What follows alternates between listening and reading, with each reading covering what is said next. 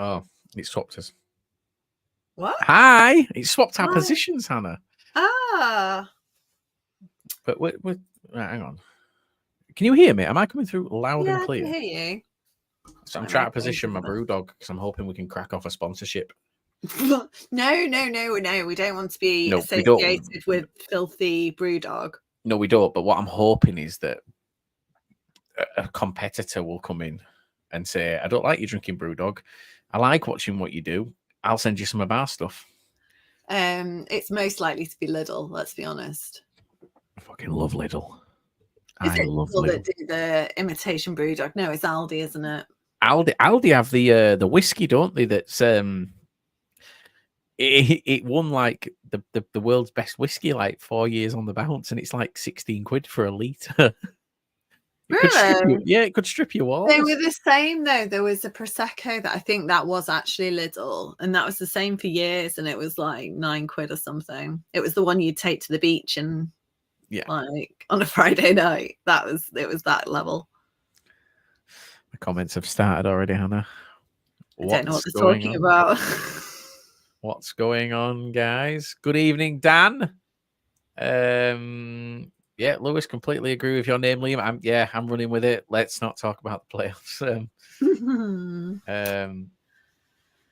All right. Oh, sorry. Is this the League Two podcast? Where do I find the League One one? It's normally on Spotify in a few hours. Yeah, they don't do theirs live. We're brave.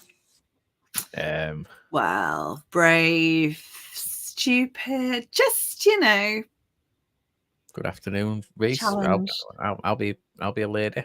Bother me. And wagwan to the Saudi oil prince. Right, I'm confused, because I thought Saudi oil prince was was Charlie for a long time. I did too. But the ball here tonight. And then there's Charlie. Yeah, but that could be Charlie's got a backup account as well, hasn't he? So it could be like have conversations with himself in. Yeah, I think it could be Jack. It's a Bradford fan. Is it a Bradford fan? Yeah, 100%. I have no idea who it could be. Maybe because he's a man with a lot of oil and money, he could be the next investor. Like after Rupp's departure. Saudi oil. It could be Ryan Sparks. Maybe Ryan's here. Yeah. Hi, Ryan. Because we know that Ryan's a great friend of mine, and we talk every night. We sing each other to sleep. We send each other voice notes. Yeah. Walked past me in the hallway the other day and didn't recognize me. That's how close we are. Jack saying I've only just joined. What have I done? Jack, we'll get to that later, Jack.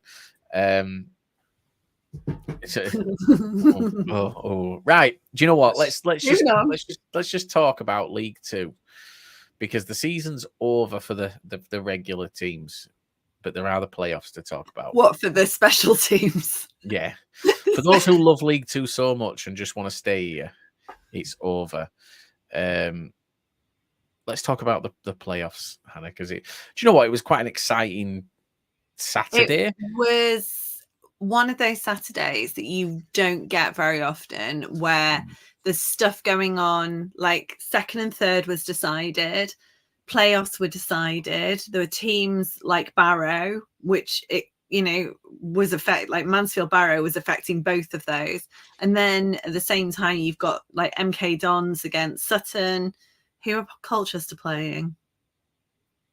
Colchester played Crew. Is it Crew? No.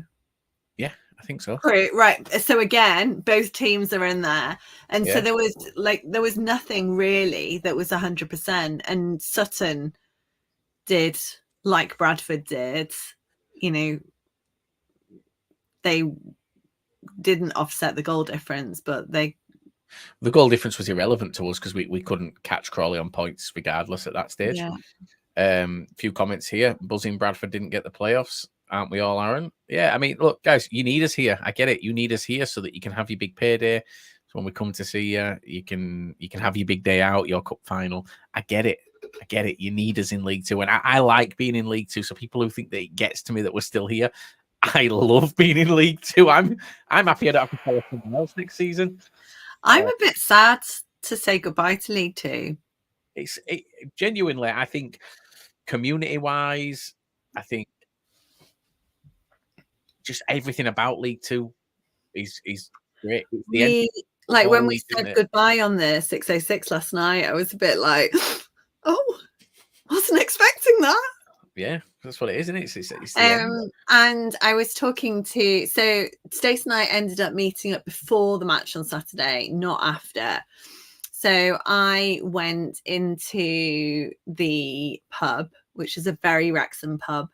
I didn't have any club colours on. I didn't have my outfit that I've been wearing for the last 8 games, which is obviously why we lost. Yeah. And there was a bloke, well, I think it was like Podcasters Unite. But I was talking to a bloke who does some kind of YouTube channel for Wrexham, and he was saying about League Two. It's like, no. I still want to do League Two. You don't get drama like the last few weeks in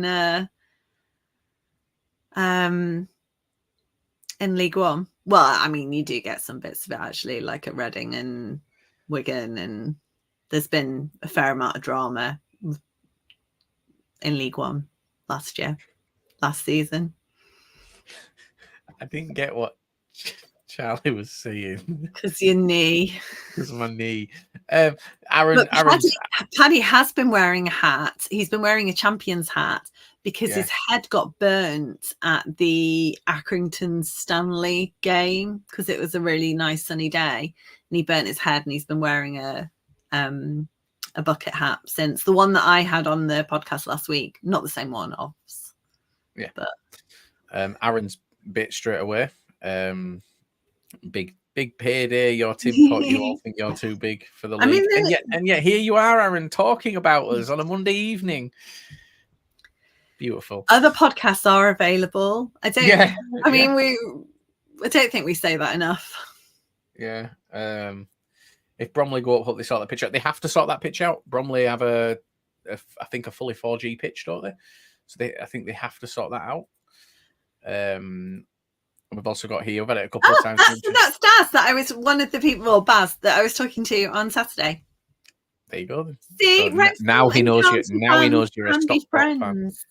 Yeah, but you're all trying to force a rivalry, Hannah. This is the issue. No, I'm on a peacekeeping mission only because I just can't be asked with it for the next year. Yeah, at least.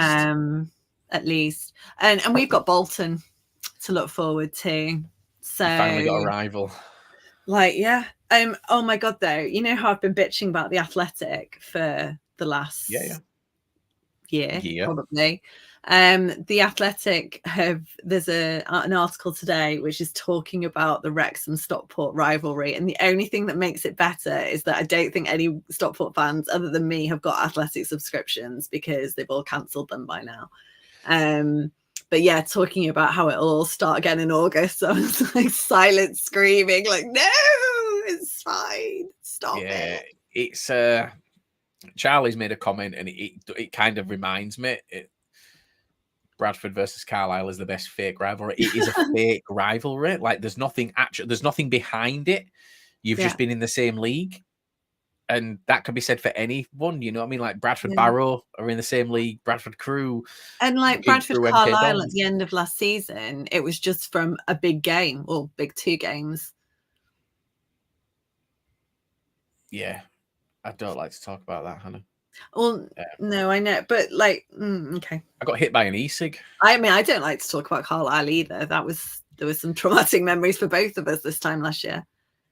What's the beef between Carlisle and Bradford? Can you explain like in 5? Two things. First and foremost, Jordan Gibson used to play for us, left us, went to Carlisle. His dad is on social media, and he used to post things to try and go Bradford fans. Anytime Gibson scored, he'd post and anything like that. If he scored against Bradford, he'd give Bradford fans shit. The other is a couple of seasons ago, we played them on the last game of the season, and at the time, 36 years since the Bradford fire, they were the first team to ever start a chant during the minute's silence. So there's kind of that as well that's been taken into it. But other than that, there isn't anything. It's not a rivalry. It's being brutally honest. people say that Bradford, well, Carlisle fans say that Bradford are forcing the rivalry. We've got clubs around us. Carlisle don't. Carlisle need a team like Bradford. Well, they've got Barrow again next season. Yeah, they've got Barrow, but again, they don't want to associate with Barrow as a rival. No. They want a bigger club, and that's why they do focus on us. Someone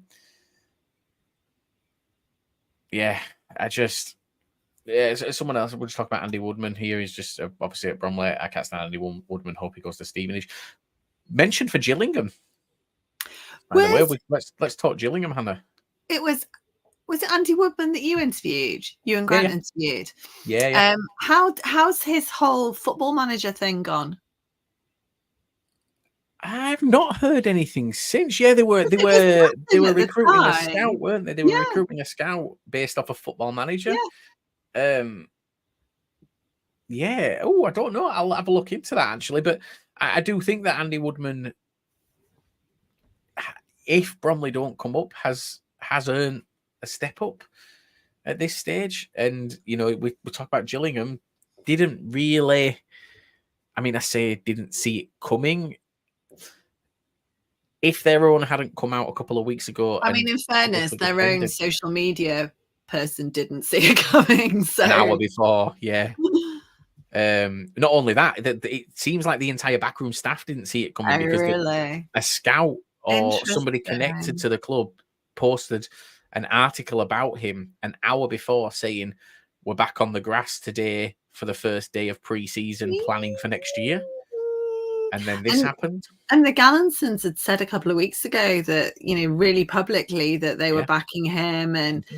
But we also know, allegedly, that discussions at Gillingham can at times be a little bit volatile. And some people might make snap decisions, allegedly. Yeah.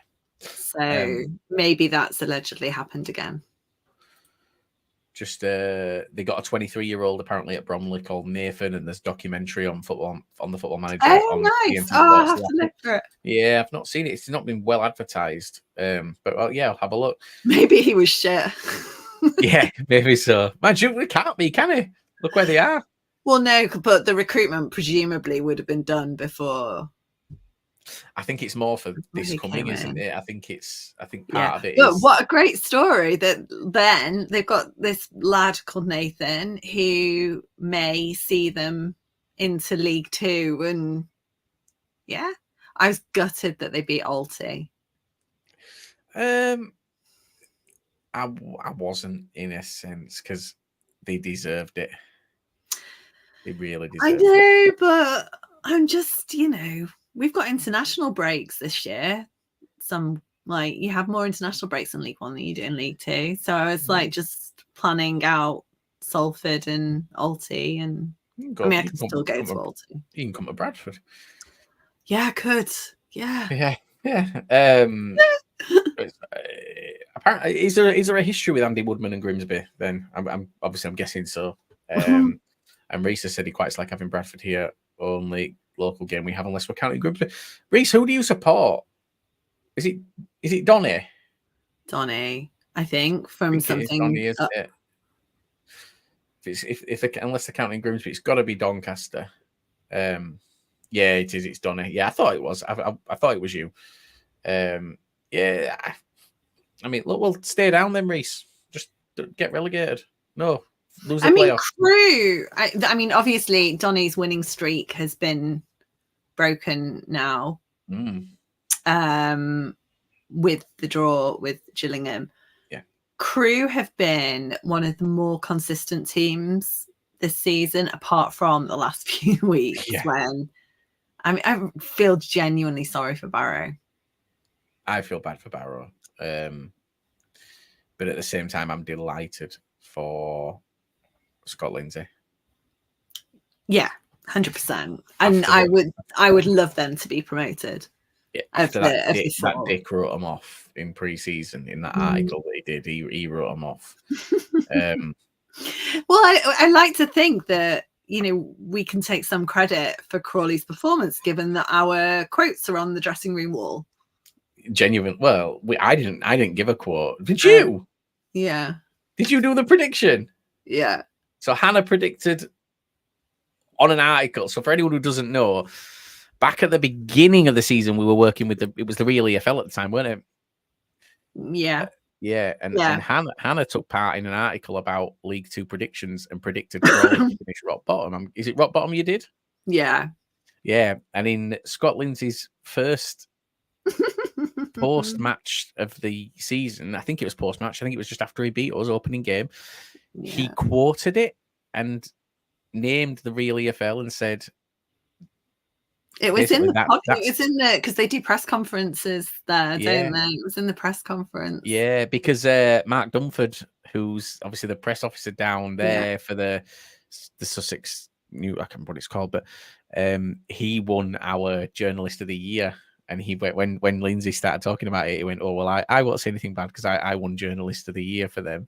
And Lindsay sort of laughed, and it was so he essentially said that's what they're looking at and spurring them on. So Hannah, you got Crawley promoted, well, playoffs at least. Well, playoffs. I mean, you're all welcome. Yeah. I'm speaking of welcome, I'm going to the final, and I hope you're going to come with me. Yeah, totes. Oh well, it depends who's in it. Crawley, if they get there. Hang on, who they play? Who they? MK. He's the fourth team. Oh yeah, of course. Crawley versus MK. Not gonna lie, one of those teams is in the final. Neither of them are gonna be hard to get tickets for. No, that's true. So we'll go there. I haven't looked at Crew and Donny's ticket situation today either. Yeah, because I quite fancy that. Yeah, try and go to that next Monday. The one thing you mentioned there about Donny, the unbeaten run or the win streak ended. I think they're still unbeaten. Yeah, I think it needed to end. Yeah, like I think it's a good thing for them. It's made them kind of realize that they're not invincible, and it might show them up a little bit. If that makes sense, because they've been going really gun ho, aren't they, in what they do, and their approach has just been go for it, and it kind of does. If you come up against a team that is ready for that, it leaves you vulnerable. Whereas now, if they've shown that they can concede and then they can't get ahead again, because they were 2-0 up, weren't they? Yeah. The interesting thing as well is that, even today, your retain and release lists are starting to come out. And yes, Donny they get an extension because they're in the playoffs, same as the other three teams. But that won't affect, I don't know. I can't change how I pronounce his name. I pronounce it Adelaide, and I know that's wrong. No, I think it is Adelaide, but I think they pronounced it Adelican because of the chant that they wanted to do. Okay. All right. Well, whatever. I know Lincoln fans refer to him as Adelaide. Do they? Okay. And there is, by the way, Lincoln fans, have, speaking to them earlier today, have said that there is a strong rumour their end that they're going to be shipping him off to Mansfield in the summer. Well, it's funny you say that, because I heard rumblings of that as well. And that was kind of that those conversations are happening regardless of what, and it starts to kind of unsettle people, and it's a stressful time for players. They're coming to the end of their contracts. Some of them, they don't know whether they're going to get renewed, they don't know where their families are going to be, and obviously we've seen Elliot Watts last night has kind of got ahead of the list, which I think is quite nice. I think it's nice that Salford have allowed him to do that and for him to make the announcement on his own terms. But not every club. I mean, ours is due tomorrow-ish, I think. Nothing's been... I don't know what anyone's talking about. Yeah, ours is back end of the week because we're just speaking about players' families and the uncertainty. So a perfect example from our side is Jamie Walker. Obviously came down here on loan under Derek Adams in 2022 January. In the summer, signed a 2-year deal with an option. Brought his entire family down. They've moved down. His kids are in school. His boys in school. His little girl starts school this September. They've got to move house this summer because the house that they're in, they can only be in until July. They've got to make decisions. And as it stands right now, there's no conversations. Bradford don't have conversations until a good week after the season. So he has no idea what's happening. And like, being brutally honest, it isn't fair, and it's not a good way of doing things, in my opinion, because here's what happens. Yes, they may trigger an option because it's an option on the club side. And if they do, then he'll stay because he's contracted. But it kind of makes me wonder, is this the reason why we see so many players kind of go off the boil a bit? Because why would, like, if you imagine how that must feel and the mental toll that must be having on his partner, and then the kids as well, not knowing what they're, they don't know where they're going to be. If like the little boy, is he going to be going back to the same school? Who was it? Oh, you don't watch the Wrexham documentary? I think it was on that, and there was a player coming back and having to tell his kids and his family that it was a manager.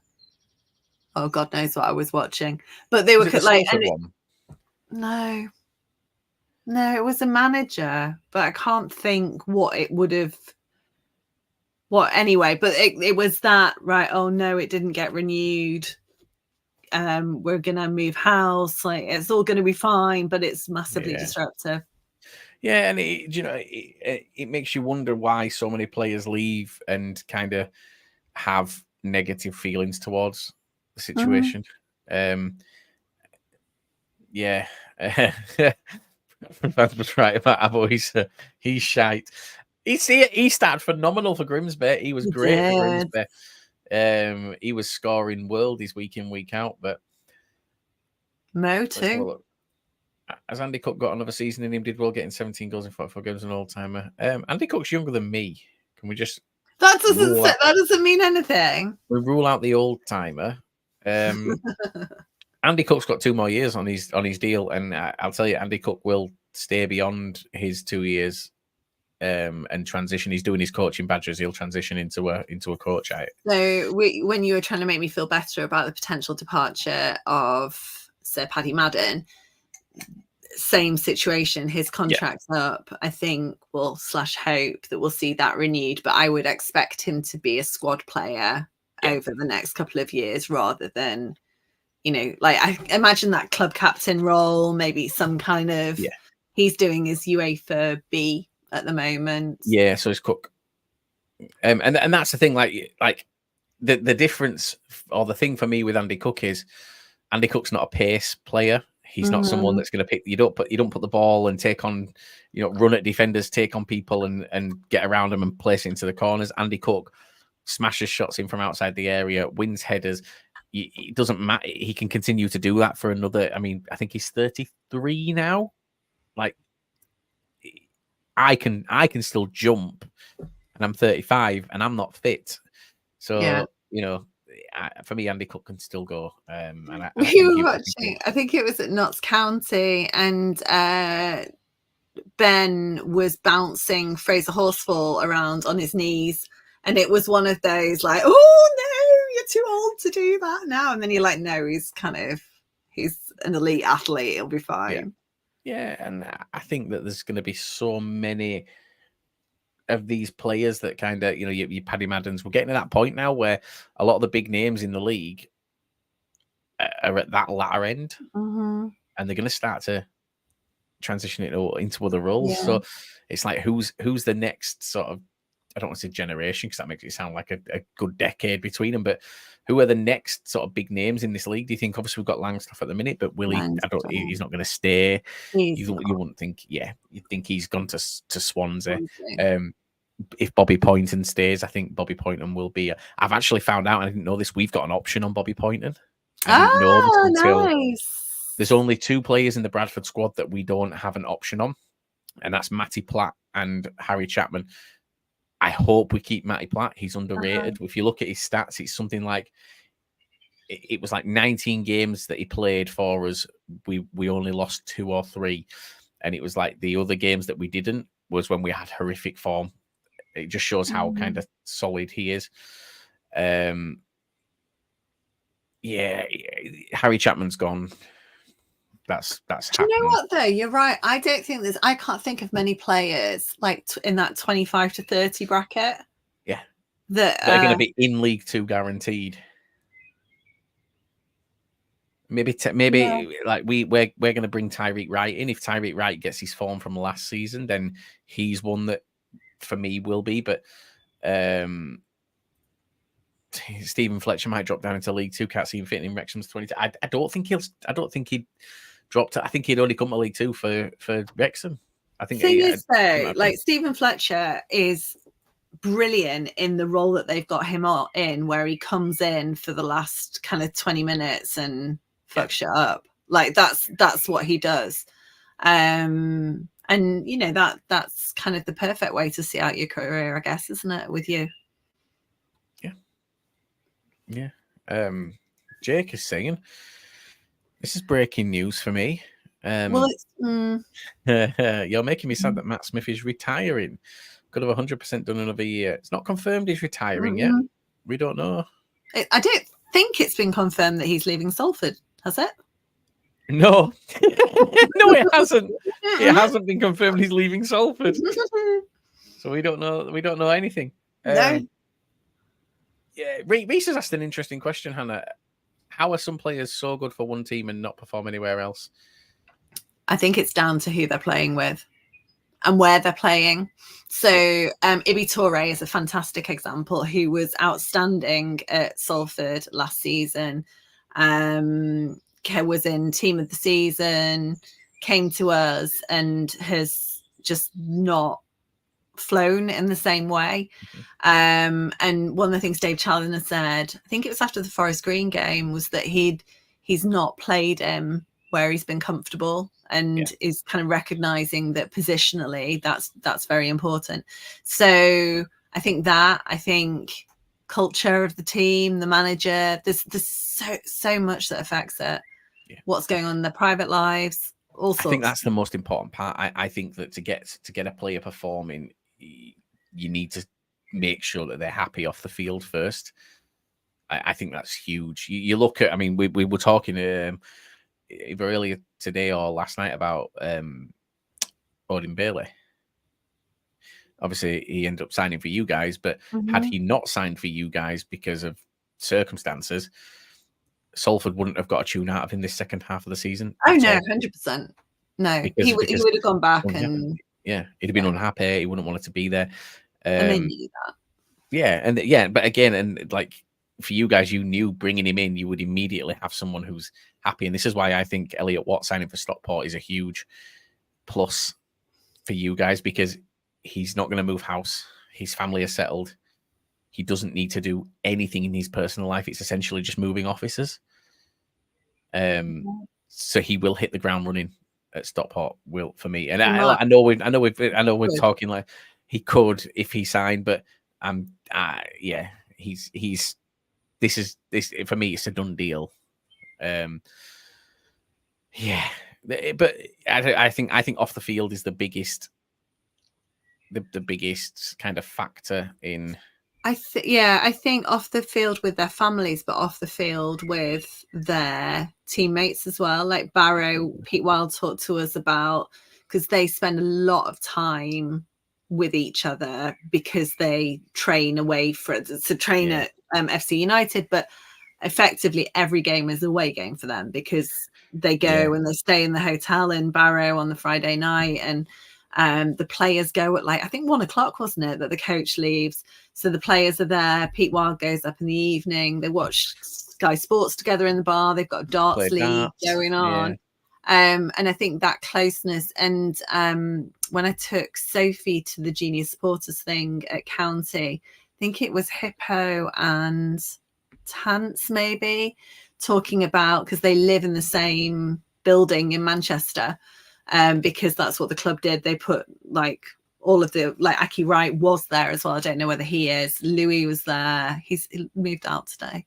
But they're all in this same building, so they socialize together. They're effectively living with each other, and I think that makes a massive difference as well. Yeah, creates a community. Speaking of Barrow, Hannah. Now I don't know if you ended up watching. Hang on, let's just no. Chris, definitely not. Yes, Chris, definitely not. Yeah, Chris, Hannah's in denial. Hannah's in denial because he was nailed on to sign for you in January, and it didn't happen. So Hannah's playing it very cool this time. I'm 99.9% convinced that it's done. It's been. Here's the thing. I said this to you, Hannah. Elliot Watt knows exactly where he's going next season. Because, 100%. He's gone on holiday. Like we know that he's gone on holiday for 2 weeks. Sent the post and then like pissed off. You don't go away for 2 weeks with nothing lined up. No. He knows where he's going, and for me, Stockport spoke to him in January. Apparently, I think Stockport will have said to him, "Look, it's not happening in January. We'll pay you XYZ in the summer if you only come to us." And he'll know what he was going to do. Would be on better terms as well because he's a free agent now. They're not paying, a fee to Salford or anything. So it makes it all stacks up. It makes sense. Yeah. But no, it's not confirmed. It's not confirmed. No, but going back to Barrow. So I sent you a podcast the other day, and I don't know if you've listened to it yet. No. Right. Okay. I don't listen to podcasts. That's shit. No, Hannah, you need to listen. This is. So anyone who hasn't listened to the I Had Trials Once podcast with George Ray from Barrow, it is worth. If I got to the end of it and I was devastated that it was done. Oh. However, the good thing is they don't really talk much about Barrow. The Barrow section is the last 5 minutes. So for me, what went through my head was there's still a story to be told that hasn't been told. So we can get George Ray to do the Barrow. Well, you know him.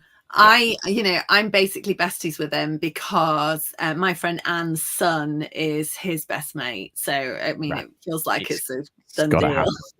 So here we go. Look, we're getting the Man United fan. United. That's just going to be another of Charlie's accounts. Charlie's gone quiet. Imagine supporting a League Two team. Yeah. Imagine commenting on a League Two teams podcast on YouTube as well. You're not even on Twitter. You're not just scrolling.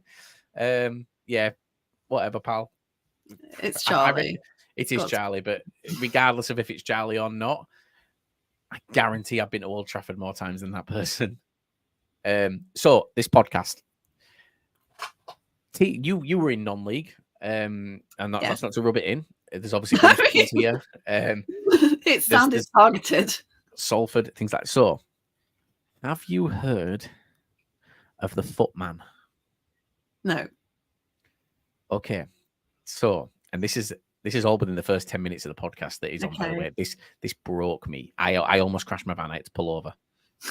There is a man who has contacts with every player across the lower leagues. No one knows how.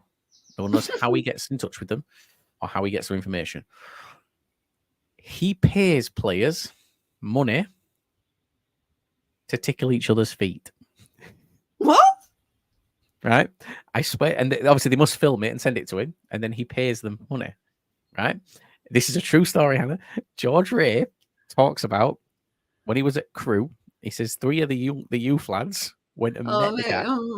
They went and met the guy, right? They went as the best part is they said had to be Crewe, didn't it? Yeah, they went as a 3, because then they knew he wasn't a weirdo, and the guy hosting it went, oh yeah, because there was 3 of them. That means he wasn't a weirdo. He's tickling people's feet. They basically said they sat in the car with him. He tickled their feet, paid them money, and then they had a round of golf together. Like genuinely. That was what happened. George Ray says that not this season, last season, because Barrow, like you say, they all meet in the hotel. Yeah. He said he walks in. Oh no. There's a player on the floor, his feet bound with tape, an orange in his mouth, getting his feet tickled, and he just walked in and looked and went, "Footman." And the guy went, "Yeah." He went, "How much you getting?" He went, $750. He went, "Fair play," and just walked off. I swear this isn't a joke. It's not a wind up. This is a legitimate thing. Like, guys, it's called I Had Trials Once.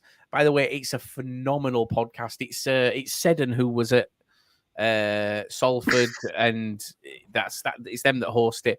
The guys who were at Salford when they were coming up through non-league. It's a phenomenal podcast in general. Like, but give it a watch.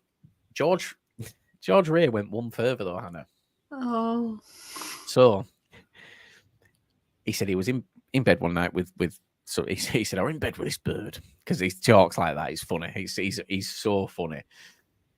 And he went to the toilet and he came back and he sat down and he just started flicking through his phone. And he said he had a message on Instagram. Mm-hmm. Went on his requests and it were someone just saying, "Can I have your boxers?" George calls this man Boxer Man, right? So he said he was sat there. He said, no, he gets weird requests all the time. Usually he just deletes them, but he was like, oh, I'll entertain it. So he just replied, yeah. And the guy went, how much? So George Ray went, okay, 500 quid. And the guy went, yep, not a problem. So George Ray sent him his bank details. He said he'll open his banking app, 500 quid. He said, and then he sat there and he's going, fuck, I've got to send him my boxes now. Right? So he said the next day he goes to the post office. First time in his life he's been to a post office. Said he's never been to a post office. He's queuing. He's got these boxes packaged. They're all, yeah, we've got Man United and Leeds now. He's got these boxes packaged up, and he said he stood there. He said he gets to the front, and the woman goes, "Okay, what's in your package?" Yeah. He's like, "What? I have to tell you?" She's like, "Well, yeah." And he kind of goes, "Well, it's my boxers." And she looks at him. She goes, "Clothing then?" And he goes, "Oh, your clothing." Like, he didn't know he could say clothing. So, anyway, it carried on, and it got to a point. The guy who was playing at Tranmere at the time, it was the COVID season. Oh. One day after a game, the guy messaged saying, "Well done today, you did really well." And George was like, how do you know? Turns out he's a steward at Tranmere. No. So he's been there every weekend watching him play and then paying him for his underwear. But George said that he in the end, he was just walking into like changing rooms, getting boxers and stuff, and like walking out, rubbing it on the grass because he wanted match worn underwear at this point, rubbing it on the grass and just slapping it in an envelope, sending it to him. And then he said, the best part is he said, I had to cut ties with him in end because I think he wanted to shag me by the end of it. And the hosts sit there and go, I think he wanted to shag you at the beginning, George. At the beginning, like, yeah. Bless him. But genuinely, the stories that he tells are incredible, and I can't recommend it enough. Like, I listen. There's a Gareth Evans one from the week prior. Obviously, speaks about his time at Bradford, and Bradford fans, you need to give that a listen. Like, it's incredible. But George is just. It was his first ever podcast. I didn't realize he'd never done one, and he was excited. And he was like, "Can I do another? Can I come back on?" And so, like, that's where I was like, "We'll get." I love that there's no filter. But wasn't it him that when you did the crossbar challenge, you were like, "You can say whatever you want. We won't have to bleep it out." And we had to bleep it out. Yeah. We said to him as he was walking up, was like, George, you're going to do commentary for us. He went, what can I say? I said, say whatever you want. We don't really edit things out. And within seconds, he said something that just immediately I was like, oh, for fuck's sake. There's just the longest bleep in the crossbar challenge video. And then there's like a silence of me just staring at him going, what is wrong with you? Like, but he speaks about that Barrow feeling, and that he says he's never, he's played at Tranmere, he's played at Exeter, he's played at Crewe. He obviously came up through Crewe. Another funny story to tell you, by the way, which is I know we're just reciting someone else's podcast here, Anna, but I've got a lot of things in my head that are really funny. He said he's never ever had an atmosphere like this, like in terms of a dressing room. He says Pete Wild. He said it helps if you're a good footballer, but he doesn't just look for that. He said it's about character, and it's about fitting in first and foremost. If you can fit in and you have some footballing ability, they'll make it work. And that, like, when we were at training and things like that, you get that sense. He didn't have a great time at Tranmere, and I think it was Mickey Mellon came in as manager, and he got called up to go and meet him, and he thought, fresh start, going to be good. And he went up and he went into the office, sat down, and he said Mickey Millen was like really, really energetic and happy. And he was like, "Hey, George, right, so I've come in as manager now." And he sat there and he's thinking, he's happy. I'm getting a fresh start, blah, blah, blah. And he was like, "I think what you need is a new career." And he was like, what do you mean? He was like, "Well," he said, "a new club, maybe even a complete change of career. I don't know, but you're not going to be playing here, son." And he's like, it was just so, but he was still so happy. He was like, "And you're training with 18s today."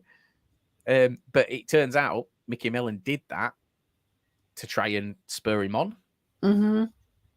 But George Ray left, got onto his agent and sorted a deal out with Exeter. And in the evening, Mickey Millen rang him going, "What do you think about what I did to you today?" And George Ray was like, "Fuck off and go to Exeter and put phone down."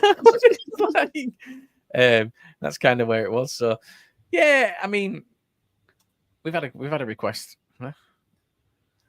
Joe, I mean, if he can come in for a final.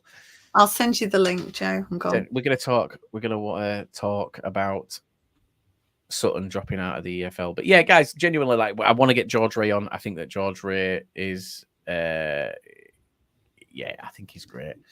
I really do. I mean, look, this Man United and Leeds fan going back and forth slagging us off in the chat, guys. All you're doing is bumping his numbers up. So thank you for that. Yeah, it counts as engagement, doesn't it? Yeah. So every response we're getting paid for. So thank you. Keep it coming. I'll send you my dirty underwear. Don't you worry about that. If you're a Leeds United fan, you're not far. You can pick it up, save on postage and packaging. Yeah, you could leave it outside, like taped to the underside of the bin or something. Did you just say Man U and Leeds fan, as in two teams? Well, I mean, probably the same person. Oh, let's be brutally honest. Two Doncaster fans. Let's call it what it is.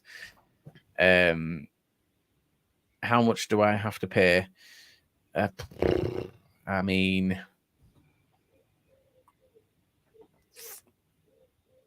I know you give me 4 and I'll give you nothing. About that, 4-0. Yeah, that's good for a Leeds fan, isn't it? You can wait a little bit longer if you want, and I'll shit the bed in them like you shit the bed this season. Once again, I'm being nice, Reese, but let's be brutally honest, Reese. It most likely is a Doncaster fan. Let's be brutally honest here. It's fine. Don't worry about it. Yeah, so look, going back to League Two then, and talking about Pete Wild and feeling bad for Pete Wild, he's still only in at the end of season 2 of his 3-year plan. This is an early. It was, and he wanted 69 points. He had a stretch goal of 70 something, I think, and they've surpassed that. What they had to beat. It was 69 the stretch. I can't remember. I think 69 was the 69 was the stretch. Yes, I remember that conversation. Yeah, you should always stretch for a 69. Yeah. Having Pete Wild tell you that and keeping a straight face whilst he says it is one of the most difficult things anyone's ever had to do in the history of humankind. Yeah, so he's in the second of his 3rd year, and so people talking about him potentially going to, is it Barnsley? Can't remember where people were saying, and it's unlikely because he'll he's going nowhere. Right, Joe. Just before Joe comes in, Hannah, I just want to say this Man United fan, you might want to check your spelling before you copy the first line and paste it 12 times. Because it just copies it from the entire Champions of Europe. You'll never sing that.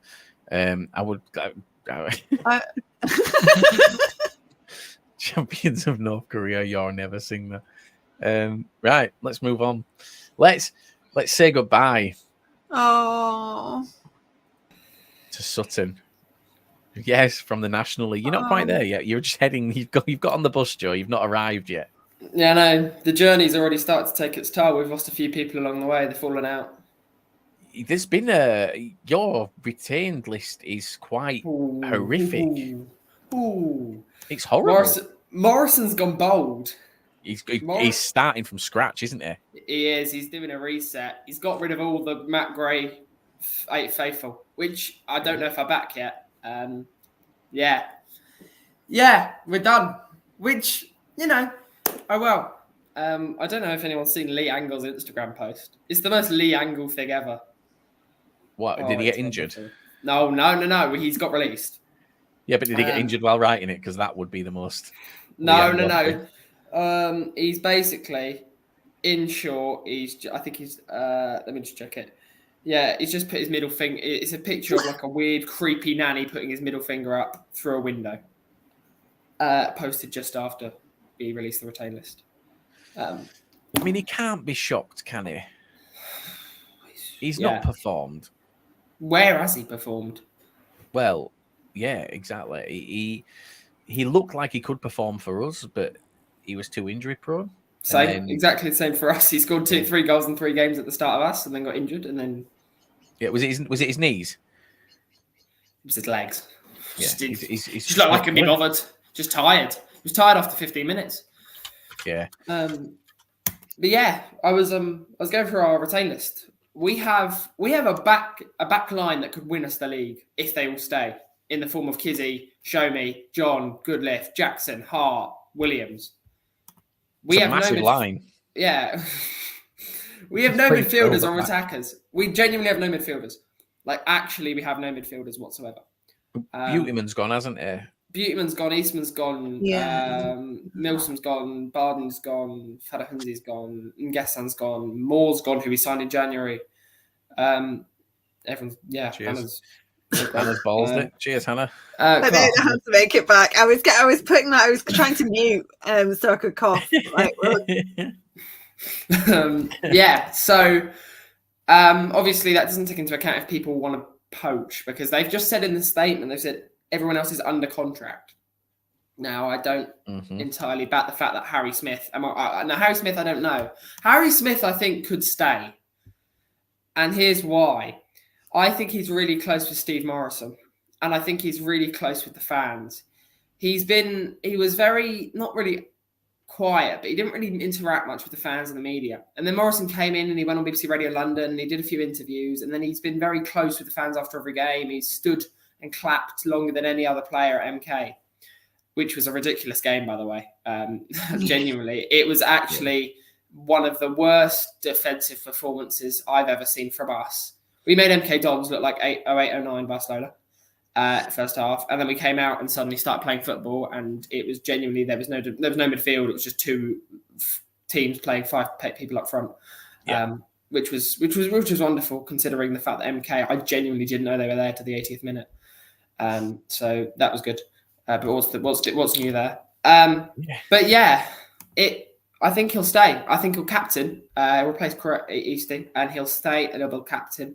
I think Amari Patrick will get poached. I know he's under contract. I just don't think he's happy. I think he's not performed, though, has he? He's not performed either, really. He's got the chance. You can see it in him, though. He's got the potential. That'll be the issue. He's bursting to just be let out of his shell, and he hasn't got the time this season. I think he'll go. I could see him going to Bromley go up. Then I reckon I could see him going to Bromley, somewhere like that. As much as that would pain me, the fact I am from South London, if Bromley do go up, it will be a miserable Monday morning at school.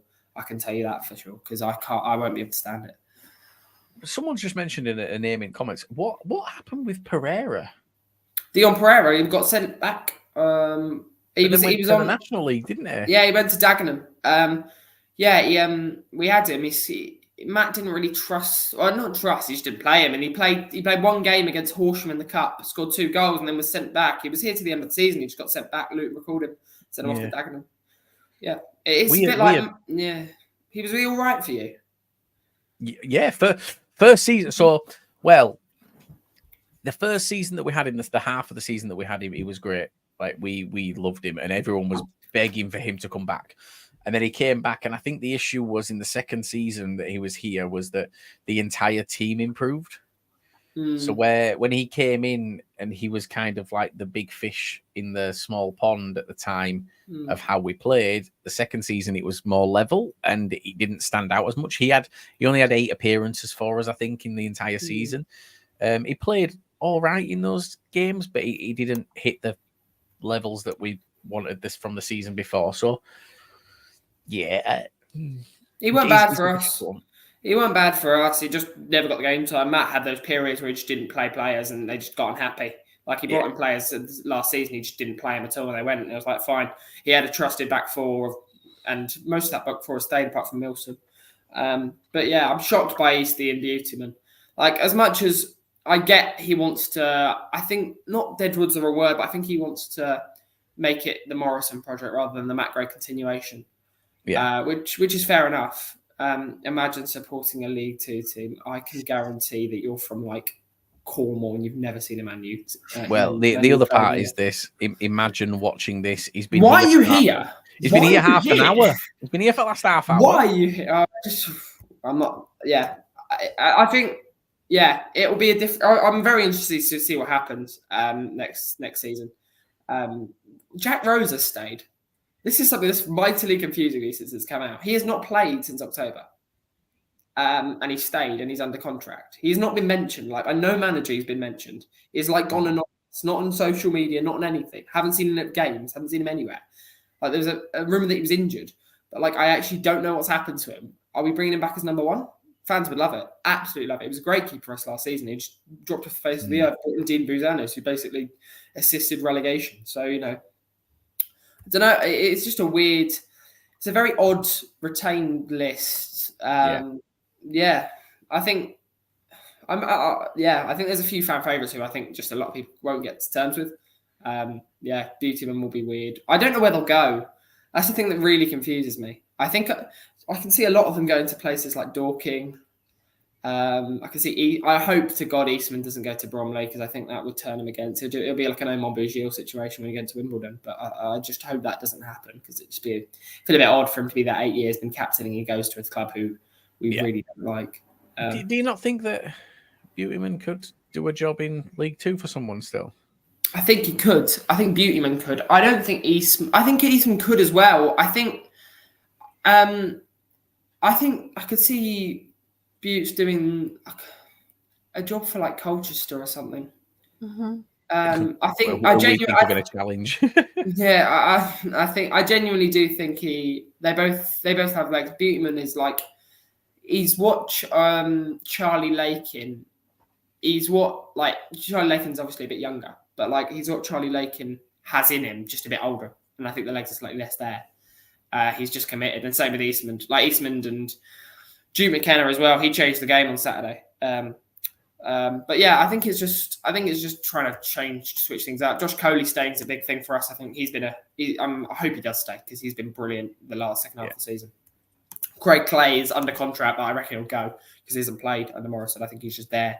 I reckon he'll probably go. Like he was linked with Hartlepool in January. But yeah, it's just a bit of a shocker, really, because, you know, we don't have a midfield or attack. But, you know, it's National League, so we don't need one. We just need to sit 8 back and just one man up front and see what happens. And, you know, it's the 29th of April, so there's time. I know. That's ridiculous. The fact it's April and the season's over and we're looking about retain list, it doesn't feel quite right. Yeah, there's been some clubs that have been waiting, haven't they, for this moment. Yeah, well, and they've had them ready.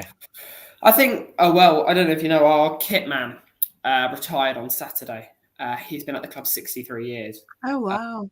So I was there on Saturday. We were singing "There's Only One Clive Baxter." So I think I'm going to be honest, and this is going to sound very odd to a lot of people. For example, there's a Notts County fan who Notts County don't have the loveliest relationship with us due to this season. He's been on every single one of our posts, posting back down to the National League. Because obviously, you know, Harry Smith waved at them when Aidan Stone got sent off and then cried when we went 4-3 up at them. He posted on the first one, "Goodbye, Matty Smith." I was like, mate, you've had a howler. You've tried to banter us on our own post and you've got the wrong 6'6". It's not the Matt. Yeah, it's not. Yeah. So I called him out on it and said, mate, get your strikers right. And then he's come back today. He's come, yeah, exactly. He's come back today, and he's basically said, "Off to the National League you go. Hope that Ben Smith joins the non-league." And I said, "You've posted all of our tweets. Focus on finding a new striker. Your winger and your striker's out the door." And he said, "I have, because I'm thoroughly enjoying it. I think it's so funny that you're now back where you belong with no plastic pitch to give you an advantage. National League South for Smith soon." Then 20 laughing emojis. It's like you don't have better things to do with your life. I must admit that. Was not good, but Niall Canavan a week later when he got sent off, doing with double hands, doing with jazz hands, was incredible. I think he's endeared himself to the fans. He seems like a genuinely really nice guy. And he obviously he shouldn't have waved, but I think it was just heat at the moment. Obviously, it's a bit. I mean, look, I'm all over it. I think that it's funny. I love a bit of shithousery. Yeah, you've got to love shithousery. You've got to love shithousery, because without it, the game just fucking falls to pieces, doesn't it? Let's be honest, it's dull. Yeah, I know. I think I've said it this season. I think the club was more united than it's been all season at MK. Even though we were not going down, and even though the team knew that it wasn't going our way because the way Colchester was playing, and we just weren't going to lose. They were just hanging on, especially after the last 5 minutes of that Crew game, which was just I was watching it from behind someone who had it on their phone. I was just watching Crew just pass it backwards and forwards and backwards and forwards. I was like, yeah, this is great football, lads. But yeah, it was just it didn't feel like relegation on Saturday. It felt like the end to the fairy tale, which was nice, actually. We're back. And this is, to be honest, I'll be real. National League is still a bit of a fairy tale for us. We're a National League South club, to be honest. So next season, if we're challenging playoffs, I'm still going to be treating it like, what the hell's going on? Like, you're going to enjoy it, aren't you? And you get all the TNT coverage. There's loads of good things about the National League. Oh, I hope we get I'd love if we got Worthing away first day. I'd love it. I really want to get Worthing in the National League. That's an away day, which I can't wait, because I'm genuinely going to try and get everyone dressed up as a Sailors captain or something. Just for the seaside. It's like near Brighton. Is that where it is? I don't know. Yeah. That's why I think the thing is, National League for Sutton, there's so many Southern teams. There's 12 reasonable away days. Dorking was one that I think I really wanted to go to, just to stand behind Mark White. But we'll play them in pre-season. We have 3 pre-season games we play every year, and it's Woking, Havant, and Dorking. We literally just play them every year. Sometimes down in Chandler, sometimes Bromley. But maybe Steve Morrison will revolutionise it. We might actually go outside South East London. You'll never know. We're a new team now. Well, I mean, look, it's been a pleasure. I still think that you've got regardless of what's happened this season, your first season is amazing to dine out on. What you did. I will apologise that we stopped you getting into the playoffs. You did. You did. And you know what, Liam? You ruined my D of E expedition. You ruined it. I was midway through my D of E expedition. I was getting goal updates, and I was putting a right mark, I was in a right sarky mood for the rest of the day. I didn't want to talk to anyone because I knew we'd bottle playoffs. I mean, it wasn't just we battered you that day. That was I think that was our biggest away win of the set. 4-1 it was. We scored our goal of the season. Dion Pereira, I think, scored. Yeah, he did. Pereira scored. Scott Banks scored. Cookie scored. He did. Do you know what? It was one of them, because we need, if we'd have been sat 15th, I'd have been like, oh, I really don't want to do this to them, but we needed to get in. Because I think I was rooting for you guys. Obviously, you had the cup final as well as with the. No.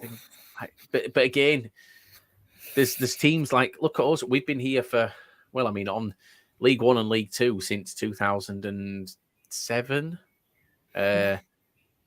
We've never been to that final. I've never seen my team get to that final. Closest was last season. This season, sorry, when we got to the semi-final. You did it all in a season. There's teams that have been in this league that just never challenged and never get really a chance, or it takes a long time to get them in a position to push on and challenge. You look at Swindon for example. You guys were well above not just an established EFL club, but a former Premier League team. No, I think Matt Gray looks like he's going to Bournemouth by all accounts. To replace He's linked with it. He's actually North London. He's a Tottenham fan. So yeah, it just suits him, which would be fair enough. I was hoping that would be good for him and Steve staying on.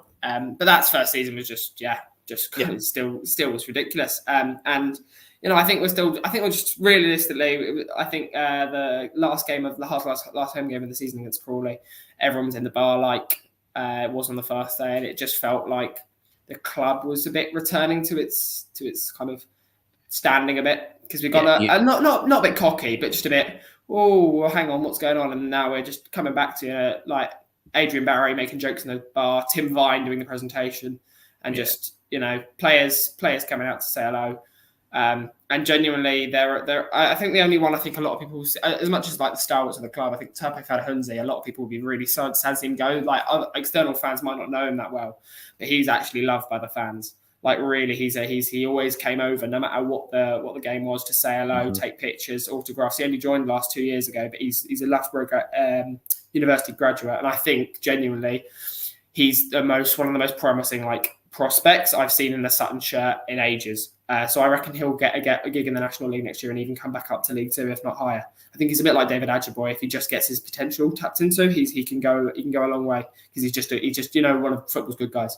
But it is what it is, and I'm very happy to be saying that we have 3 years. We'll be back. I reckon next season we do a Chesterfield. We'll be back. We'll see you, Liam. Maybe not Hannah. Hannah will be in the championship by then. No, we won't. What do you mean? What do you mean you'll see me then? Why am I not getting promoted? I mean, we beat you this season, so how shit does that make you? That's unnecessary. That's really unnecessary. That's my last little drive. Hannah, did you beat us this season? No. Wrexham fans, did you beat us this season, Wrexham fans? I won't ask Mansfield fans because they smashed us. But if Stockport couldn't beat Bradford, and we beat Bradford, does that make? Oh, but I'm not going to bring up Stockport beating us. No, this like it doesn't quite work. It doesn't really work. County fans also were operating on an aggregate score system this season, so. If you lose by 5-0 and then you win 2-1, it's an aggregate score of 6-1 or something. So you beat us 11-0. Yeah. Yeah. I mean, here's I will say this: you weren't the worst team we played this season. No. So take that. No, I don't know. So we lost. I believe this strongly. We got relegated in September. October run relegated us. I'll be honest. We just didn't pick up enough points. It was ridiculous. We took it to the last day. You never recovered. Yeah, no, we never did. And we stuck with Matt Gray for too long, and that's the truth of it. But you live and you learn. Well, look, there is a National League look, Joe. Oh yeah, I'll join Grant. Next season. You could join Grant. We'll beat Hartlepool again. We don't know what's happening with the National League look. I'll change it in my bio. Working with the lower league, working the non-league look. Well, we might be. We don't know what we're doing yet. It's still going to be a National League look, but we'll have some conversations. So, but yeah, it'll still be there. And I'm hoping there's going to be a 606 for the National League as well next season. So you'll be able to jump in on that, because there hasn't been one, and there's definitely an audience for it. You've got like the likes of Rochdale and Oldham. Definitely. Yeah, that alone is going to be. They'll be the Donny and Swindon of it, won't they? But yeah, well, look, Joe, it's been a pleasure. Lovely. It has been lovely. What an experience! It's been wonderful. Good luck to both of you in the future. Well, actually, good luck to Hannah. I actually quite like the Stockport fans. Liam, you can, fucking ring. I'm joking. No, I don't want to be here anyway. It's a good job you don't want to be here, isn't it? Because your team have made sure you're not. He's gone. I'm going to miss Sutton. I actually quite like Sutton as a club. Anna, should we go through some comments? Because we've missed a lot. But also Morecambe have paid their players and staff, which is good news. Is that official? Yeah.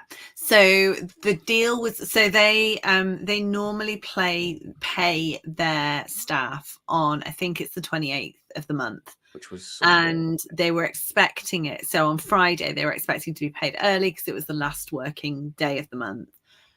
They obviously played Swindon. When you see those scores where it's clear both teams are really struggling to defend. But I don't actually know what the Morecambe team they put out was like, because players were refusing to play. They were taking academy team. It was first team. Your dog's here, by the way. I've just watched your dog run the entire length of the garden to come down. But yeah, so they 58 minutes ago, the BBC reported that that they've paid. They've put a statement out confirming all salaries have now been paid in full for April. We thank our staff, players, supporters, and the wider community for their support and patience at this time. So that means that they didn't do it by backs, did they? Because had they done it by backs, it would have gone through on Friday because of the weekend. So it means that they've been manually processed today. Yeah, potentially. But it would have been paid yesterday. Yesterday was the 28th. So if it was a backs payment, it would have been. There's no backs payments on a Sunday evening going into Monday. Yeah. Yeah, I don't know. What's your dog fighting with, Hannah? It would proper just squaring. Oh, it's a cricket stump. No, not a stump. Wicket. Cricket wicket. Yeah, that's I think. That's a stump, isn't it? I don't know. It's the stump. No, that's the bet. I don't know. The girls have got some kind of cricket thing. Well, look, Morecambe, they've paid the wages. Yes. They'll get a fine because it's late. No, it's not late though. It is late. It's not late. It's not late because in the contracts, it's the 28th of the month, and they were paid on the 28th of the month. I thought they were paid today. It's the 29th today. This is what I mean about it not being a back statement. All it says is, following receipt of funds from Bond Group, the club confirmed that all wages have been paid in full for the month of April. We thank the players, etc. That's the entire. If it's only gone out an hour ago, though, at 7 p.m., you've got to think that that's been done today, because otherwise they'd have said it this morning, wouldn't they? They'd have done it first thing. Everyone. I suppose it depends what's in. Like in my contract for work, it doesn't give a date in the month that I will be paid by. I think it's like the last working day of the month or something like that. So it just depends what's in that contract, doesn't it? I think it's an EFL thing, though, isn't it? It's not down to what the contracts are with the players. It's down to fair enough. It's like the same with Swindon. Like Swindon paid their wages eventually, but it was because they missed the certain day. It's just a weird situation. They need a new owner to Morecambe. Oh yeah, I mean Jason Whittingham is and has been. I mean, God, when did we go there? It was a horrible day. Was it December? But at that point, I was talking to Morecambe fans, and they were saying, "Oh, you know, in the box next to us, there's so and so, and he's back interested, looking in the club." It was a guy from Birmingham, I think, and they were written at the time. Jason Whittingham had said that he would entertain offers that were being made, that he was actively looking for a buyer. And then it's just gone to nothing since. There's been no news about potential buyers at all. There's just so many shit clubs, isn't there? Or shit owners at the minute doing shit owners. Edgeworth Hannah says, "Oh my God, guys! Reports Josh Davison might be leaving." Well, I'll fight you for him. We've got to leave one. He's going to Swindon. Kim Jong-un says, "Who's that beauty behind you, Liam?" It's yourself, sir. I'm nearly ready to turn over to me. Is it bad luck to look at the next month? Yeah. Don't do it yet. Fuck it, Hannah, season's over. I know, but worse things can happen. Oh my days! Can we look at May? I mean, it looks like you've done it. No, but can I show you? Yeah, go on. I'll give you 3 guesses as to what Kim Jong-un is doing on May. Frolicking in the cherry blossom. No, but that would also be amazing. Uh-huh. It's as wild as that. Pete Wild. It's as Pete Wild as that.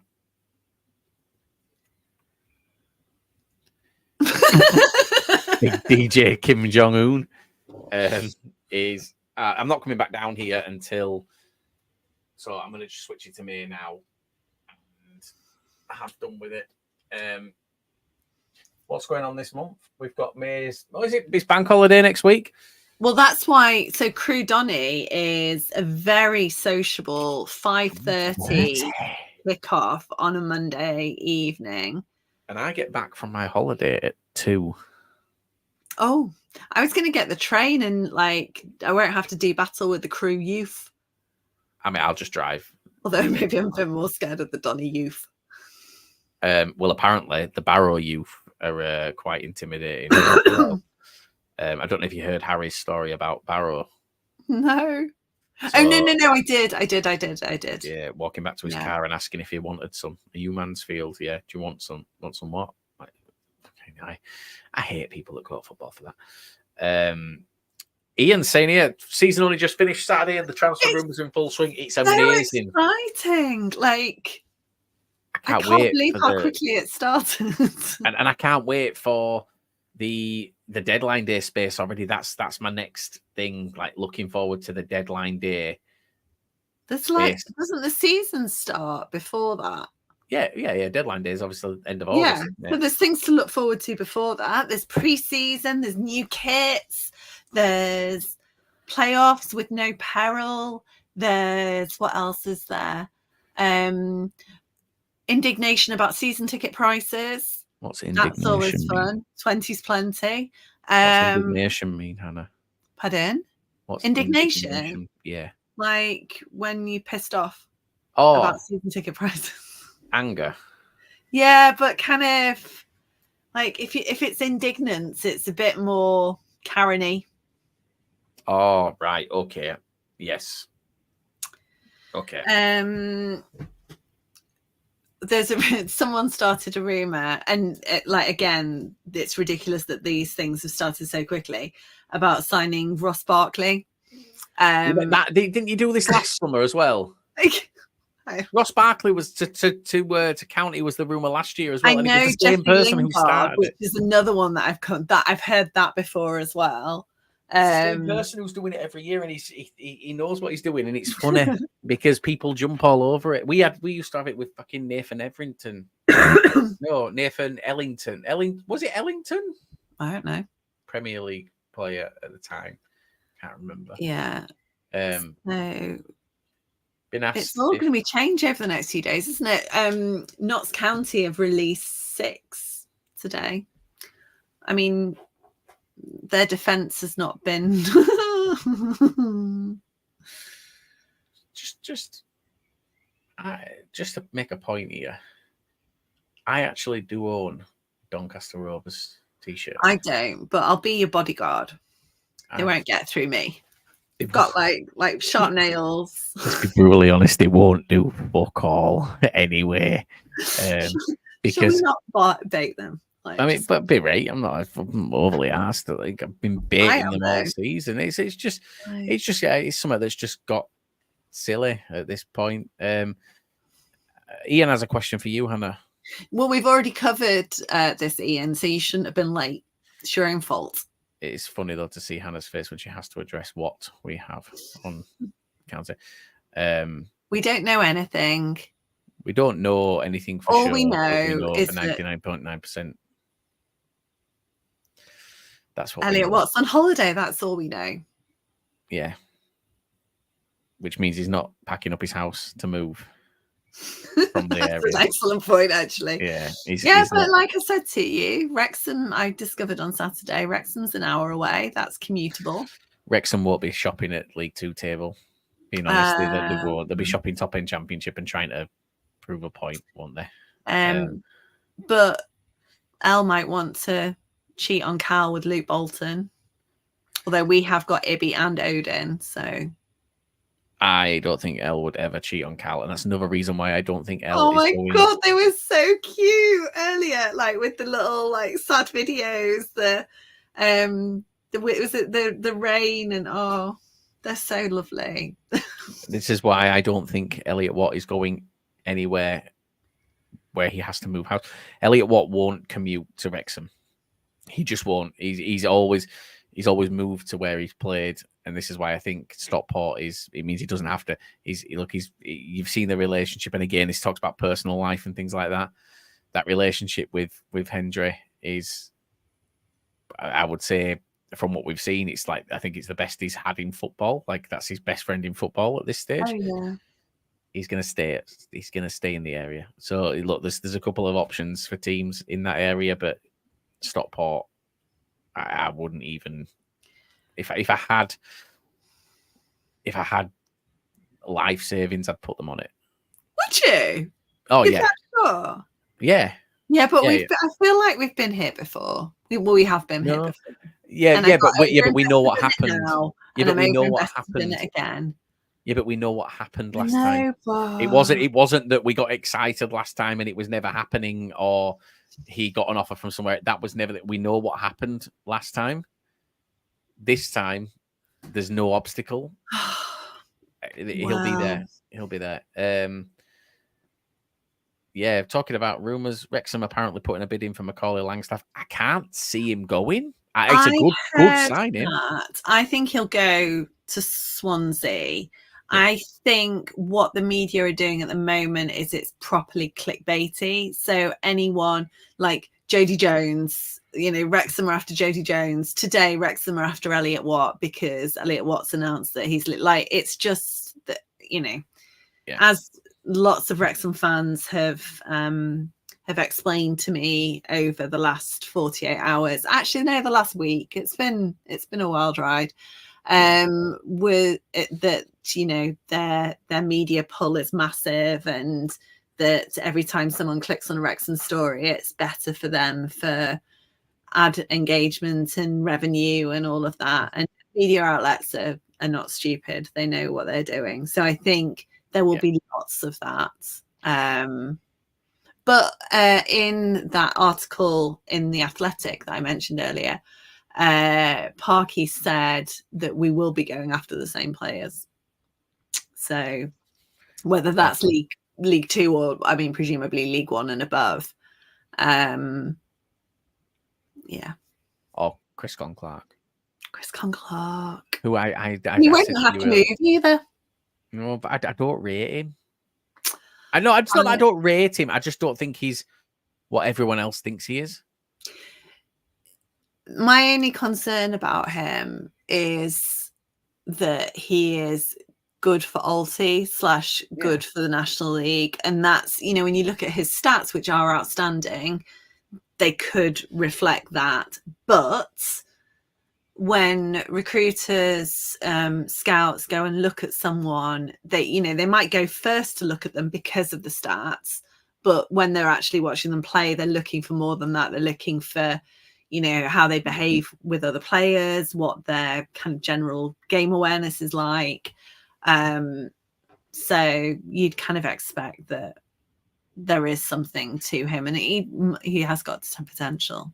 I think if I'm looking at a player that's getting the hype that he's getting and the number of clubs that are talking about him, like I'd not looked at his stats until this weekend. I was expecting a 30-35 goal season. And that's not like, here's the thing. He's not done a Paul Mullin. He's not done a Langstaff. If we look at the National League as a whole, in terms of, let's have a look, standings, top scorers. He's not. Wait. Drop. Wait, no, main top scorers. He's not even the top scorer in the league. Do you mean he's fifth? Mm-hmm. You've got I can't pronounce it. It's Manny, isn't it? Manny Disarua at Hartlepool. Look at the season Hartlepool have had. Yeah. He scored 23 goals. He scored more than Chris Clark. You've then got Kabamba at Barnet. Like Barnet, obviously, this though as well. Playoffs. Like,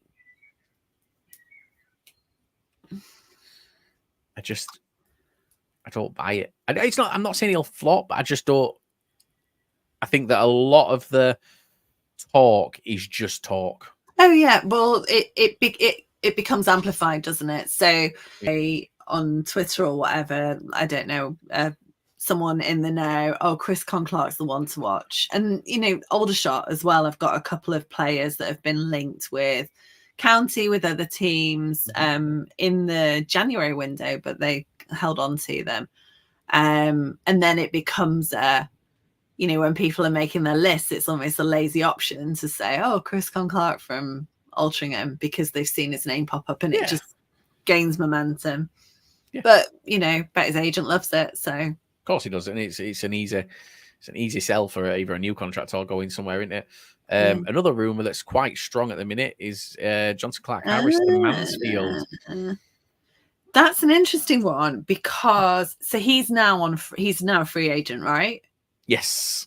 So because Darragh McAntony really dug his heels in about the money for Johnson Clark Harris.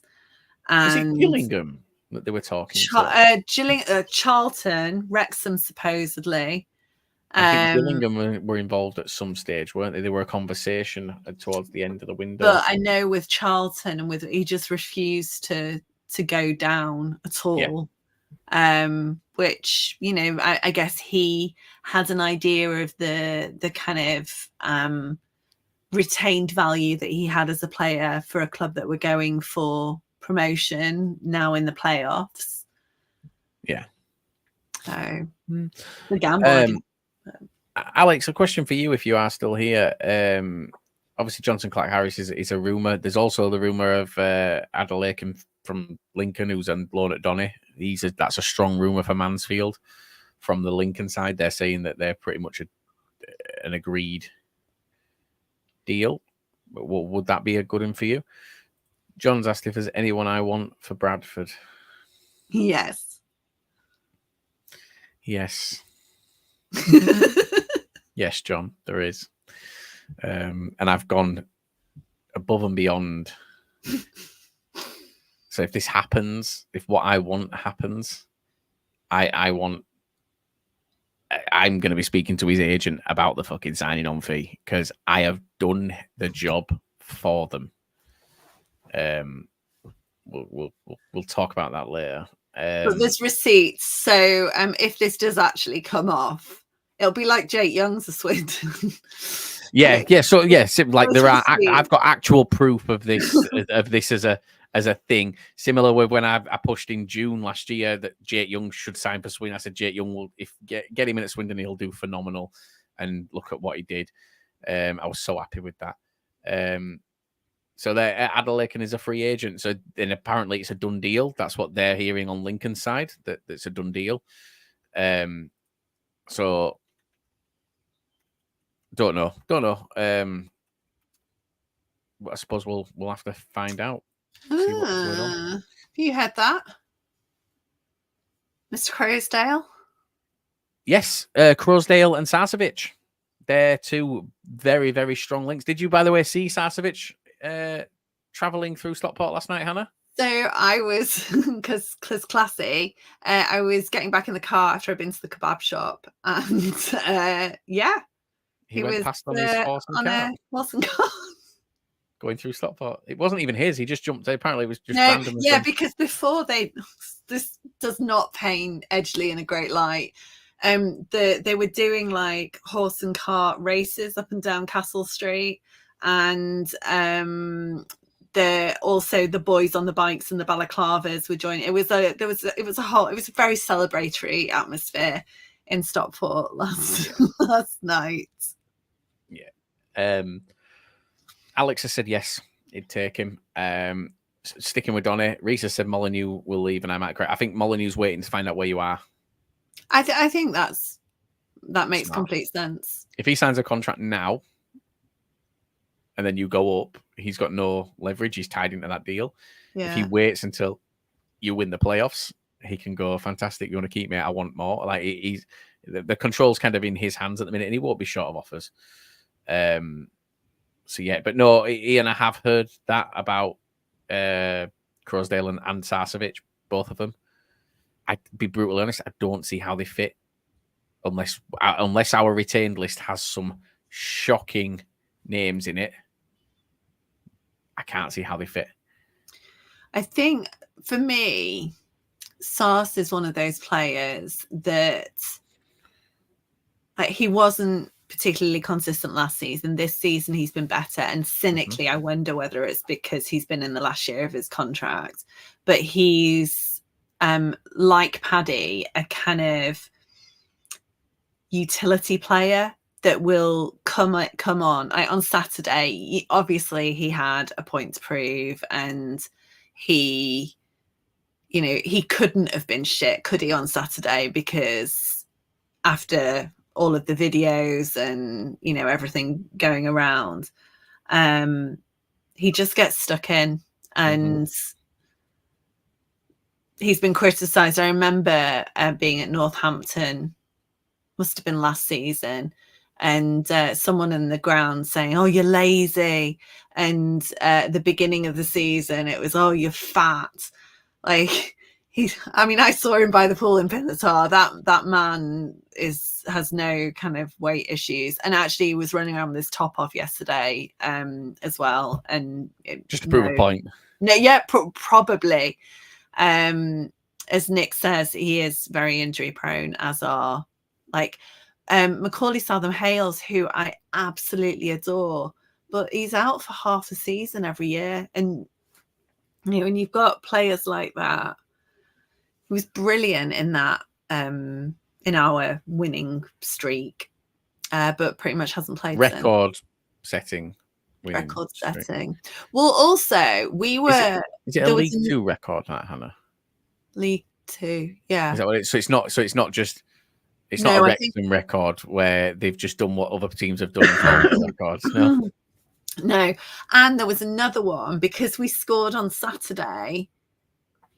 There's another one that I think we're joint top with Notts County and someone else. Luton, I think, which was highest number of goals scored in League 2. Oh, wow. In the season. Wow. Nice. Right, this has been I know that this obviously it's a stupid account, but 3 or 4 times they've said that they've seen Bradford players out on the grass. No, you haven't, because I assure you, Hannah, you saw what I saw last night. They've not been playing today. There's not a kind hell's chance Andy Cook was on a football pitch today. There's no danger he was on a football pitch today. So no, he might have been, I don't know how old his kids are, like kicking a ball about at the park. Oh, maybe it was his nephew. Or that's the only way. I go to Woodhouse. I saw Andy Cook in a great trouser. I assure you, I spoke to Andy Cook today. You did not see Andy Cook in a tracksuit playing ball. You've either slept straight through from last week, or you're lying, because there's absolutely no. And the other thing here, I left school at 3 and drive past. Training ends at 1. Yeah, because the school need the pitches back for the after-school practices. Yes, I assure you that there's absolutely no danger that Andy Cook was down at Bradford today. He was not down at Bradford today. Andy Cook wouldn't have been able to get to Bradford today. No chance in hell Andy Cook was in Bradford today. If there's no one, the club's it's done. Everyone's gone. They've all jetted off. Like, the players have gone. There's nothing. Maybe you did drive past Jesus, but you didn't drive past Andy Cook. Andy Cook is I think he's 33, Nick.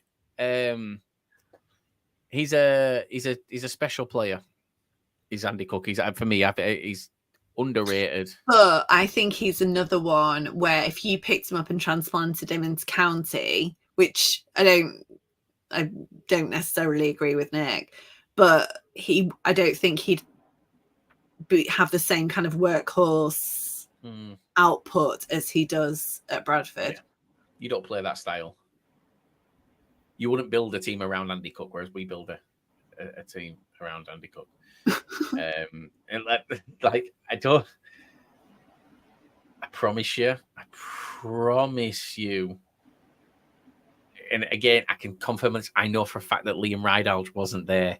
I know, I guarantee, because Liam Ridehalgh isn't in the country.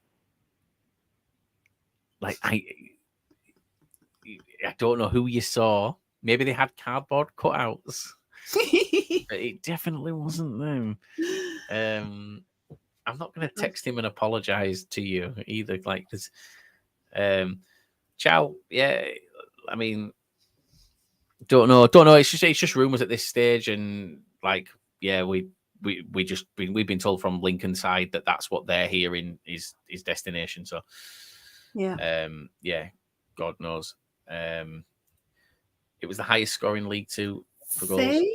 And you know what? You don't get a trophy for that. Like, you only get a trophy if you win the league. There's a smaller trophy if you come second, and there's a platter if you come third.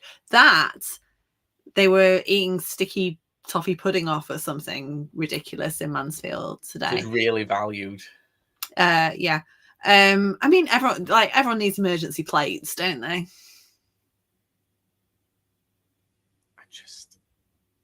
I don't know why second gets a trophy. I just don't know. But did you see Derby? Well, we talked about this on the 606 yesterday. Derby's was like, I don't know, it just looked really like diminutive. Yeah, it was strange. It's like they bought it themselves. Yeah. I mean, I'm all for that. We bought loads, like, you know, the inflatable ones, and Paddy lifted one, like, for lols. So I'm just gonna indulge this here. So just do me a favor, Kim Jong-un, if that is in fact your real name. What time was this? Detailed. It is very detailed. What time did you say this was? It was after he left school, so like 3:15, 3:30. Right. Okay. He was texting me at the time. I've got messages. We were talking at that very moment, like throughout the entire thing. Yeah, I mean, look, there's just, yeah. Anyway, yeah, thanks for the answer to Cook. 2 of them for County need a new strike leader if Paddy goes. Andy Cook's more like Wootton. Yes, he is in like a target man. Yeah. But he's a better goal scorer than Wootton in my eyes. Yeah, I think Wootton falls foul of tall defenders. Yeah, and they're just all over him, I think.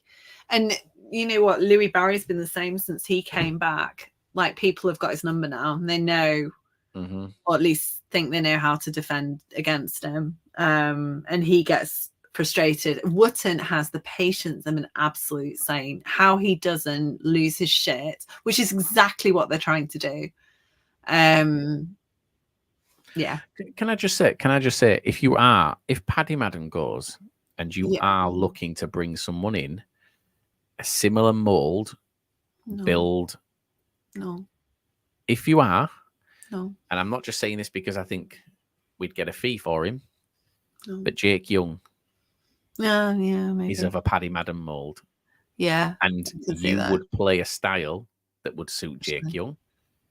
And he's young, very young. I think, I'm not saying I want him to go because I want Jake Young to thrive at Bradford. No. He will thrive at Bradford if he stays. But if you are looking for someone, that's the sort of play. Again, Dan Kemp, another one, but obviously you Dan Kemp and Elliot Watt, too similar. You're going to get one of them. You've got Elliot Watt. You don't need that kind of defensive midfielder. Yeah. Then, but bringing in Jake Young and having Jake Young and Elliot Watt as improvements of what you've got. Those are still at this stage. I mean, Cal would. They've got an extension. They've triggered on him that they've triggered, but it's only 1 year. And cynically, it might be because that means that Salford can get a fee for him. Yeah, but I think that with it being brutally honest, someone mentioned it in here earlier, and I never flagged it up. But someone said a Salford becoming a Stockport academy. I mean, I don't think Salford would. So I think if, let's say, Bradford. Because in that scenario, we need Salford to play nicely. And I think if, let's say, Bradford contacted Salford to buy Cal, and you contacted Salford to buy Cal, there'd be 2 different prices. Oh yeah, we'd get them off favourable because it doesn't look as bad than just letting all your players go to one club. Yeah. No, I get that. Who else has Salford got up? Is it Vassell? Vassell's contract's up. Obviously, Alex Pence is staying. I think he'll take on the captaincy. I think. You think? Do you think he's a captain? Do you think he's a captain? I'm sure he's captain them this season. Don't know if Jake's still here. He'd be able to tell you. Yeah, he's Ben's done it sometimes, and it's that like leading from behind type approach when you see. I guess you've got the whole. I don't know. You get a different view of the game, don't you? Yeah. Challoner has apparently name checked Dan Kemp a few times over the season. I think everyone has, though. You'd expect it. And then Ian said Jamie Reid. Is that Jamie Reid from Stevenage? Is he out of contract at Stevenage now? I mean, being honest, he's done well at Stevenage this season. I would, if I'm Steve Evans, I'd be taking him to Rotherham with me. Oh, maybe, yeah. I feel like Stevenage players that have done well are going to just shift over to, because I mean, you've got what's he called it? Piagiani is one player of the season again, second year in a row. He's someone that I can see Steve Evans pulling into to Rotherham. But no, I mean, Sarcevic and Crosdale swap for young. No. I already told you, Sarcevic and Crosdale don't fit. And they're both out of contract. Yeah, that would be Jesus. So yeah, it'd be like you guys throwing them on the floor and us going, oh yeah, then you picking them back up, going, well, if you want them, you're going to throw them away anyway. Has Jake Young got another year? Another year and an option. Oh yeah, I did know that. Yeah, so we've got a potential 2 years. I suppose Hippo's another one that's out. Miles Hippolyte. Yeah, I can't see that being renewed. No, he's been out injured. He's been out, and he's been short-tempered, shall we say, when he's been subbed, and he's obviously kind of frustrated, and but he's got a great song. He comes with a song. No, because we don't, like, if we were to sign it, we don't do well with songs. Well, maybe that's where you're going wrong. Maybe, right, because you're moving your spirit section, aren't you, this season? Spirit section? We're not cheerleaders, Hannah. Yes, we are, though. We are moving the atmosphere section. Atmosphere section. That was it. Spirit section. I couldn't remember, so maybe that's it. Maybe you need Miles Hippolyte, who comes with a song. Hannah, we can't get the words to a song right that is an actual song. You could put them up on the scoreboard. It'd be amazing. And that light over the tunnel could go off when it's ready, when everyone's ready to sing. We're not handing out hymn sheets, Hannah. There's no way we're giving out song lists. Do you still have physical programs that could get? Oh, but the issue I have, we can't even get the words right to a song that is an actual song that everybody sings. Practically every fan base. But do you not sing Country Road? Yes. Right. Well, no, they don't sing it. They don't join in. I heard a really good version of that the other day. Was it Billy? Maybe Kelly Clarkson. No, anything that gets Kelly Billie Eilish. It was someone really random. Anything that gets Lana Del Rey. Oh no, fuck that. That's good. No, what's the song? It's that we love you, we love you, we love you, and the actual song goes, and where you go, I follow, which makes perfect fucking sense as a lyric. Yeah. We love you, we love you, we love you, and where you go, we'll follow. Every club around the country sings those words.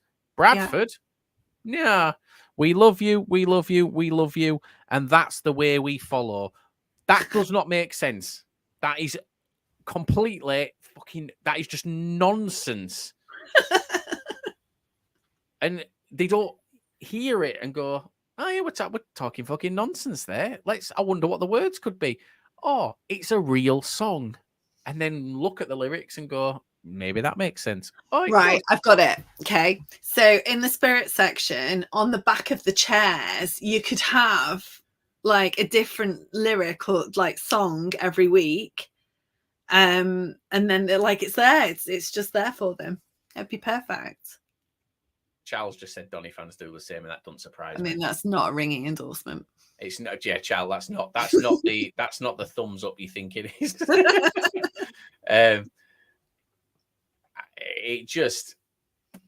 It fucking winds me up. I get really wound up when I hear it, and it shouldn't do, but it does.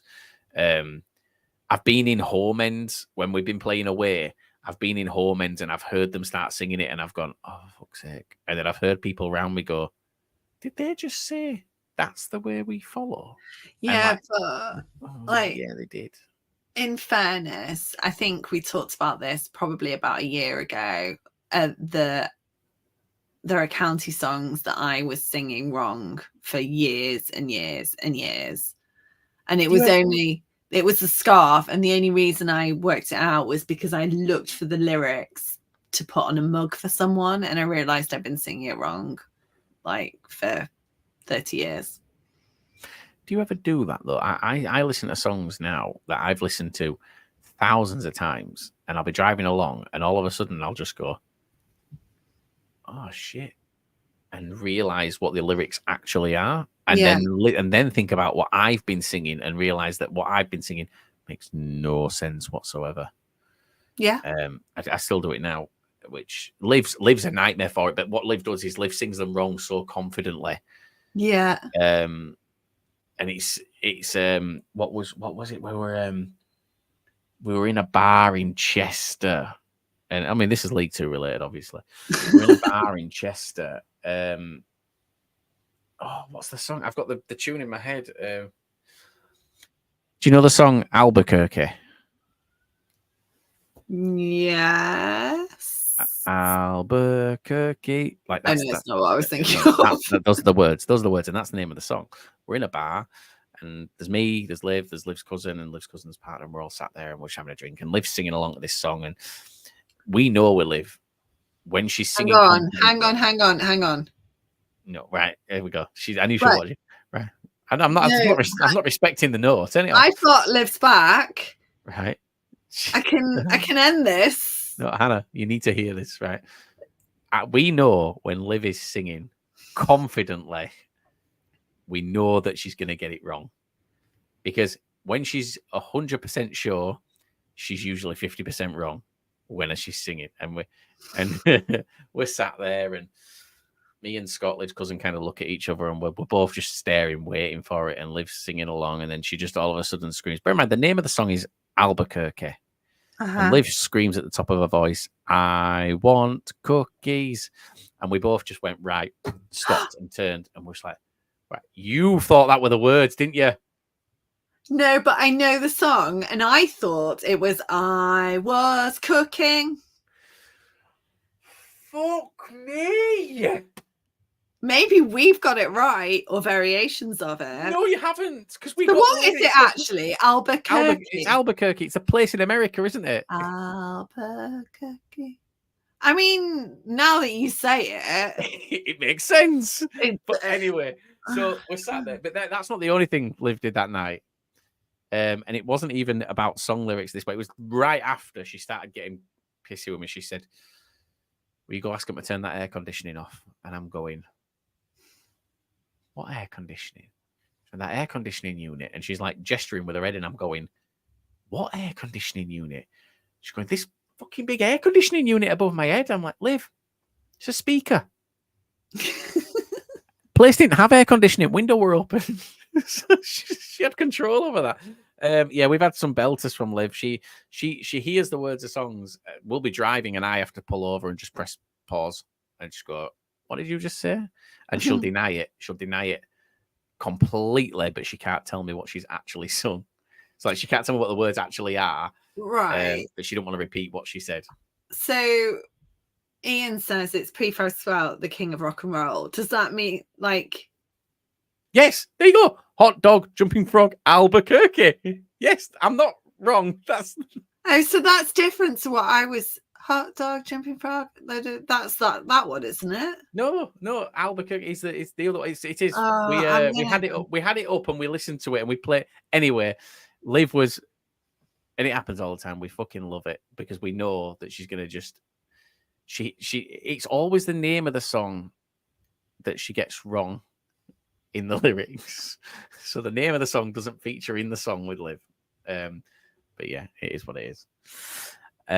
We've gone well on tonight, Hannah, by the way. I know. I've not had my tea yet.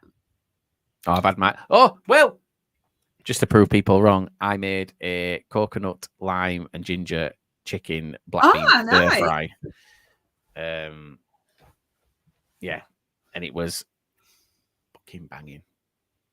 So, how do you feel? Donny have made the playoffs? Don't really feel much. Not really. About as excited as Crew making the playoffs, or no? Actually, I'm genuinely happy for Crawley. But... I am delighted for Crawley. Yeah. Not overly asked about who make the playoffs. My team didn't, and is what it is. My team didn't either. Yeah, Hannah's team didn't either. Yeah, you've got to go and win them now. Yeah, right. Anything else you want to add, Hannah? What we're going to do? What we're going to do? Well, next Monday we might be not here. I'd quite like to still do some like playoff 606 things, and yeah, we'll see. I'm happy to do that. Yeah, we can do some. We could do watch-alongs maybe. Oh yeah. Do a watch-along. See how that goes. Yeah, we'll cross that bridge when we get to it. Yeah, because they'll be on Sky as well, won't it? So we'll actually be relatively up to date, as opposed to watching it on iFollow. Yeah. Well.